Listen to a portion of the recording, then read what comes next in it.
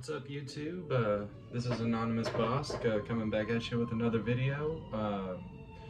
I'm excited because I just got a few new books and a couple new magazines, and I've got some more on the way too. So I can't wait to show what I've been getting. I've been getting some really fun stuff. I moved, so this is my new room. There you go, I'll move out of the way. That's my stereo over there. We got my turntable going, and we got a box of records over there. Right now we're listening to Percy Faith Strings and Stereo. And I'll go ahead and show you guys this. I actually just got this today as well. Here it is. And it belonged to someone called Janser. So this is a Columbia record, and the Columbia 6i records are actually really sought after. Let me show you real fast. Actually, I got another one that's a 6i, so I'll show you that. These were both in the dollar bin, by the way.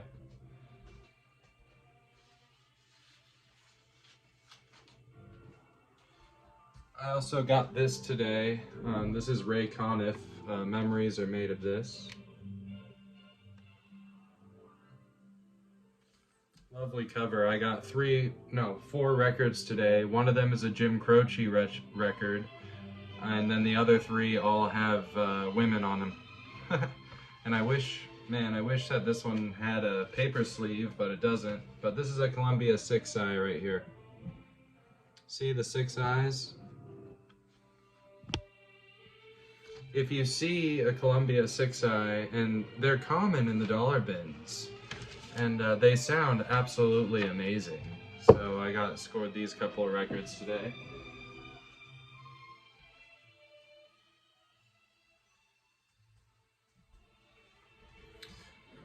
Well, all right, let's get on to the books now, shall we? What everybody really came for, hopefully, if you're here. If you're here, thank you. I appreciate it. All right, so I'm gonna start with actually a few magazines first. I got these really cool Galaxy magazines from the early 50s. And so we'll start out with this one. It's the Galaxy from October 1953. There it is there.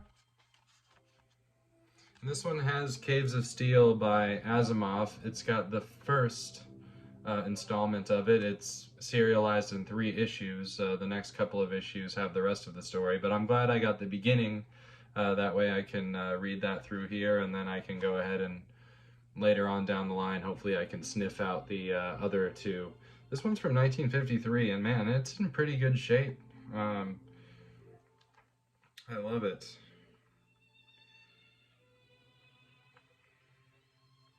Here's Caves of Steel right off the bat by Asimov. I've heard of the story. I don't know anything really about it, but I'm excited to bust into here and see what's up. So we'll look at it again. 1953, October. Galaxy magazine. So that's the oldest. And I also have this one from March, Galaxy, 1953. These are the 2 oldest magazines I have, 1953 so far. Hopefully I can find some from earlier years. The Old Die Rich by H.L. Gold. I don't know who that is. It could be a pen name for all I know.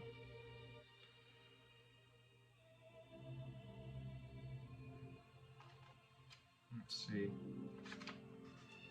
The Old Die Rich.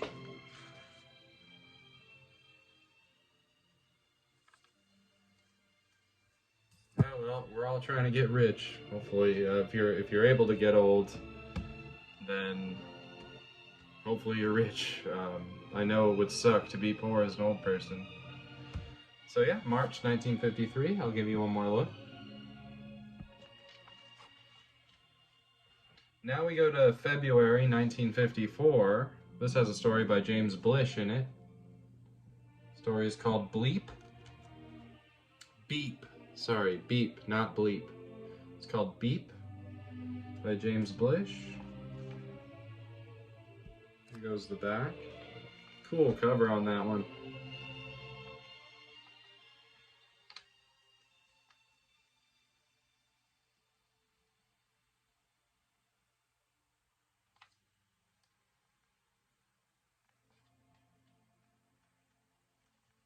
These definitely smell like someone's garage. They've been stored for a while.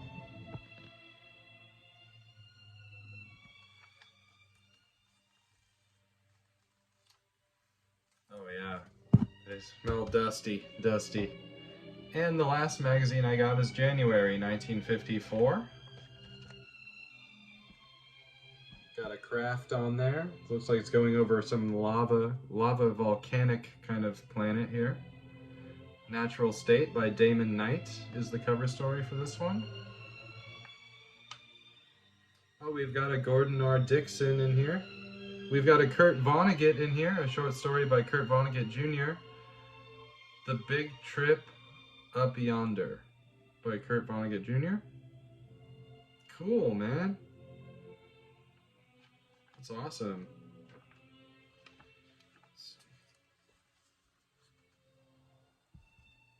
There you go, got an illustration, Natural State.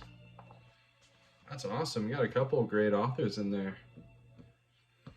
Okay, so that was some magazines that I got recently. So let's move along to some Ace books that I have. I've been looking around for some of the Ace doubles. And I have 4 Ace doubles, and I also just have an old school Ace science fiction book, which I'll start out with. H.G. Wells, When the Sleeper Wakes. This is from 1959, and the story is from 1899. When the Sleeper Wakes. This is cool. I haven't taken it out of the plastic. When the Sleeper Wakes. H.G. Wells, one of my favorite authors. I've read several of his stories. Enjoyed them all. Alright, now let's move on to the doubles, shall we? So this one is The Blind Worm by Brian M. Stableford. And on the other side we have Seed of the Dreamers by Emil Pataja? Not sure how to say that name. These are really cool. The doubles. This one's copyright 1970, the Brian Stableford story, and the other one, Seed of the Dreamers, 1970. Seed of the Dreamers, and Stableford, The Blind Worm. Here goes the... These spines look so cool, and they're so identifiable when you see them. It's just, you know, if you see them at a store or something, you're like, oh, that's a double, you know? They come in throughout the years, the look of them kind of varies. This is from 1970, so it's kind of a later one. I feel like they were doing their thing 50s, 60s, 70s. Next one we got is The Mutant Weapon by Murray Leinster. And then on the other side we have The Pirates of Zan, also by Murray Leinster. And it's like, you get 2 covers, it's like you get 2 of everything, you know? And then once you get to the end of one, the words are upside down. Then you flip it over. It looks like The Mutant Weapon is pretty short, less than 100 pages. The print in these is pretty small too though, so. Mutant Weapon, Pirates of Zan.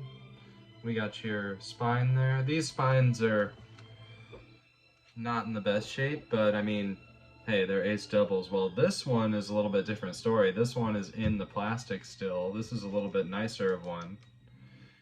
And we've got John Rackham,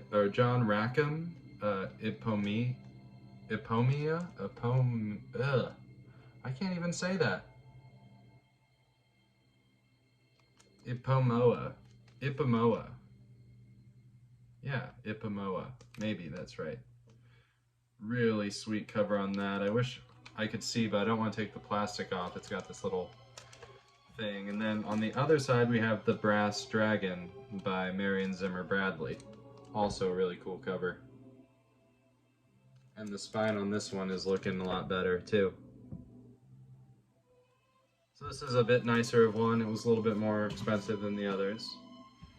This one I got for $1, and it was at the shop since before the owner owned it. And I was so happy that somehow, some way, it's been there for 30 plus years, and I was the one who finally found it, and it was only $1. And so it's got 2 stories by Sam J. Lundwall. The first one is Alice's World. Sci-fi spin-off Alice in Wonderland, which is already one of my favorite stories. Love that. And then No Time for Heroes. It's got that kind of robot spider thing on it.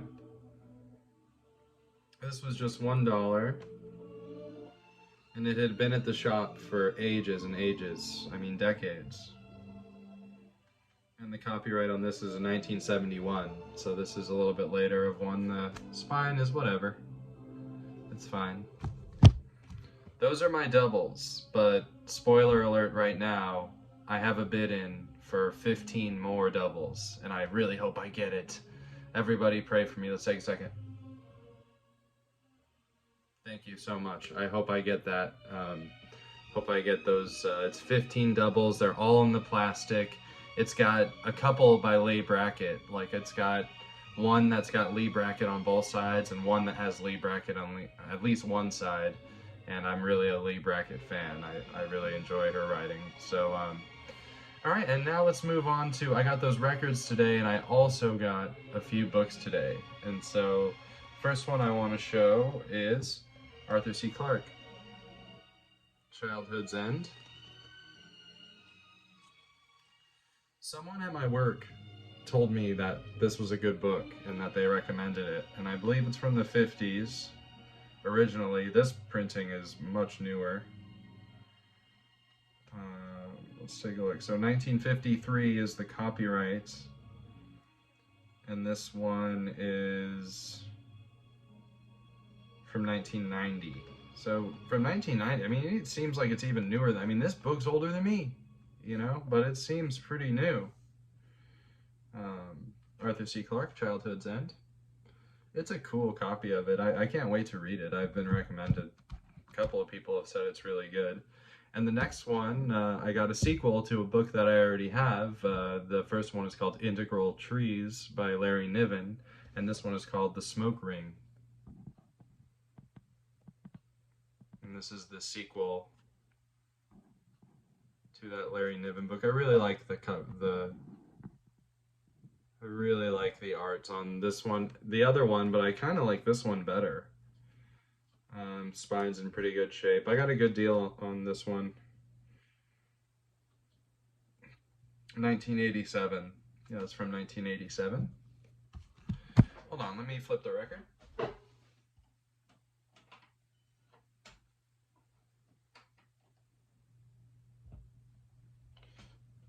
Okay, sorry about that. Okay, and last but not least, the reason that I woke up this morning, I woke up with getting this book on my mind. I actually passed it up. Last time I was at this bookshop, and I was so stupid for passing it up, and so I called them back this morning when I woke up, and they still had it. So the guy put it aside for me. It's Michael Moorcock. The Cornelius Chronicles, Jarek Cornelius. He is from the Dancers at the End of Time trilogy, and I'm sure there's other stories or books with him in it as well. It's a character of Michael Moorcock's called Jarek Cornelius. And he's a badass. I actually read Alien Heat. I don't have it here with me. I actually brought it back to my folks' house because it was in a box of books I had already read. And I want to collect the rest of the Dancers at the End of Time trilogy. There's a Hollow Land, and then there's the last one, which I can't remember the name of it, although I'm sure it probably says in here.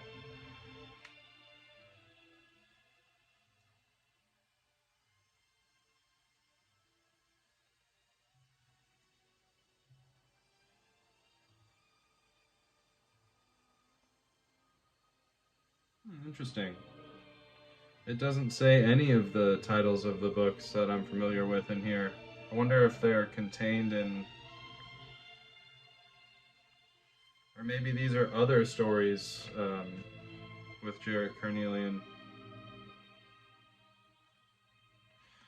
Jerry Cornelius copulates, hallucinates, devastates, dies, and comes back from the dead. Frequently. Man, that's so cool. This is awesome. The Cornelius Chronicles. And the book that I read with Jarek Cornelius was already so cool, so...